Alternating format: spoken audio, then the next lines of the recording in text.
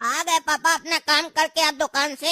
हाँ हाँ आ गए, बहुत काम किया आज हम। दिक्कत हुआ थोड़ा, सब कोई कुत्ता समझ रहा था, लेकिन फिर भी काम कर लिए। और बताओ, तुम्हारा तबीयत ठीक है ना? अरे पापा वो तो आपको दिखाई दे ही रहा होगा कितना तबीयत ठीक है हमारा।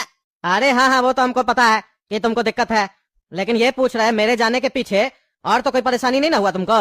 नहीं पापा, भगवान की दया से अभी तक तो कुछ नहीं हुआ है, वैसे ही है जैसे आपके सामने थे। चलो बढ़िया है, लेकिन वो गोरा का दुकान है? वो तो आराम कर रहा है पापा। चलो अच्छा, आराम कर रहा है तो आराम भी जरूरी है। एक तो हम लोग का तबीयत खराब है, तुम भी जाके आराम करो, हम भी आराम करते हैं, सवेरे उठ के बात करेंगे और डॉक्टर साहब से भी मिलने चलेंगे। लेकिन पापा अभी आराम करने का समय नहीं है, चलिए हम लोग को डॉक्टर के पास जल्दी लेकर चलिए। काहे कि हमको सांस लेने में काफी दिक्कत हो रहा है, समझ में नहीं आ रहा हमको सांस काहे नहीं आ रहा है, मुंह से ले रहे हम तब से। अरे क्या कह रहा है, तुमको सांस लेने में दिक्कत हो रहा है? अरे हाँ, तुम्हारा तो नाक ही नहीं है, तुम तो कह रहा था सब कुछ ठीक है, तुम्हारा नाक कहाँ गया? क्या बोले पापा, हमारा नाक नहीं है? यानी हमारा नाक गायब हो गया? तभी तो हम सोच रहे हैं, 1-2 घंटा से हमको सांस लेने में दिक्कत गायब हो रहा है, तब से हम मुंह से ले रहे हैं।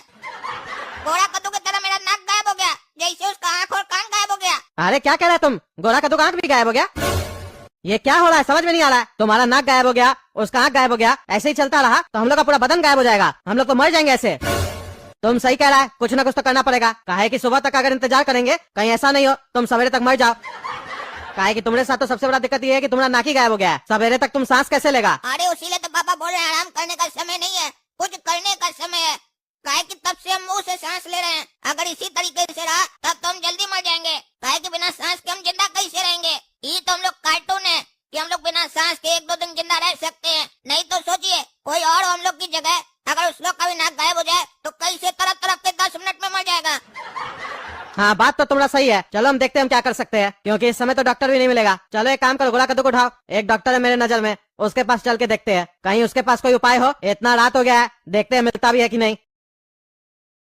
अरे इस साला आज हमारा पेट का खराब हो गया, बार बार बाथरूम जाना पड़ रहा है।